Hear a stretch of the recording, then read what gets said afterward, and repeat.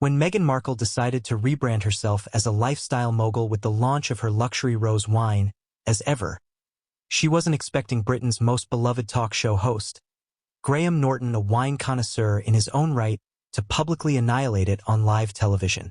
But that's exactly what happened. In a segment that has since gone viral, Norton uncorked the bottle, sipped it with a look of confusion, and then remarked with characteristic dry wit, "Well, at least it's pink. Shame it tastes like regret and Instagram filters." The audience roared. Meghan, on the other hand, is reportedly fuming. Sources close to her say the Duchess is deeply offended and sees this as a deliberate smear on her authentic brand. But if authenticity tasted like this, Norton may have done the public a service. This wasn't just a throwaway joke. Graham Norton's commentary carried weight. He's not only a television giant but also the successful founder of his own award-winning wine label Graham Norton Wines, which has been critically acclaimed across Europe and Australia. His takedown of Meghan's wine wasn't rooted in gossip or tabloid-style spite. It was based on taste, quality, and perhaps most damningly authenticity, the very thing Markle prides herself on. According to multiple wine reviewers who later joined the conversation, as ever is overly sweet, lacks balance, and, in the words of a decanter contributor, tastes like it was designed by an influencer, not a vintner. But it wasn't just the taste that raised eyebrows.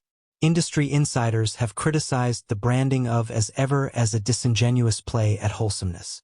The phrase itself, as ever, is a common British sign-off meant to imply humility and consistency. Yet for someone who left royal duties citing privacy concerns, only to re-emerge pushing multimillion-dollar lifestyle products, the phrase feels hollow.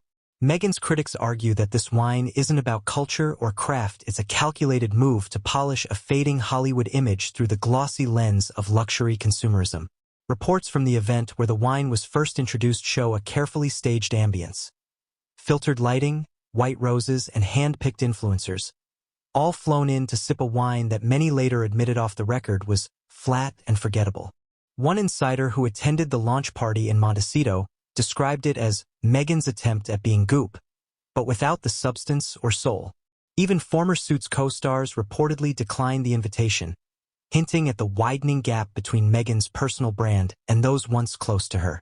Meanwhile, the wine community hasn't held back.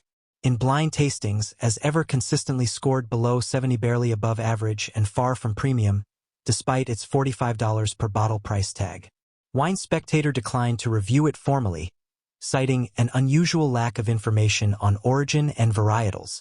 Sommeliers from Napa to Bordeaux have commented anonymously on its strange aftertaste, and questions have been raised about whether Meghan had any direct involvement in the winemaking process at all or simply licensed her name in another celebrity cash grab. And then there's the marketing. Phrases like mindfully harvested and ethically crafted appear across the wine's packaging, yet no certification or verifiable details back them up. The vineyard itself remains undisclosed, and inquiries into the production partners have been met with silence.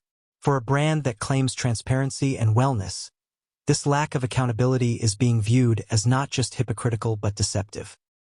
PR experts are now calling as ever the beginning of the end of Meghan's lifestyle empire, unless she quickly pivots to more credible ventures. Meghan's defenders argue that all wine is subjective. But in this case, the criticism isn't just about taste, it's about trust. Public sentiment has shifted. Her Netflix ventures have stalled. Her Spotify deal was axed. And now even her attempt to enter the wine world is being openly mocked by one of Britain's most respected entertainers. And Graham Norton didn't just critique the flavor, he questioned the integrity of the entire operation. The fact that his remarks resonated so broadly suggests that the public was already suspicious and just needed someone to pop the cork. In a world where celebrity-backed products flood the market, consumers are demanding more than pretty labels and polished PR statements. Meghan Markle's As Ever wine may have launched with fanfare, but the backlash has been swift, public, and painfully real. When Graham Norton took a sip and turned it into satire, he didn't just criticize a wine, he exposed a pattern. Style over substance, gloss over grit, and ultimately image over honesty. For Meghan, the bottle may be rose, but the message is crystal clear. And in Hollywood, where perception often trumps reality, this kind of public reckoning hits hard. Meghan built her post-royal brand on the promise of authenticity, empowerment, and self-discovery.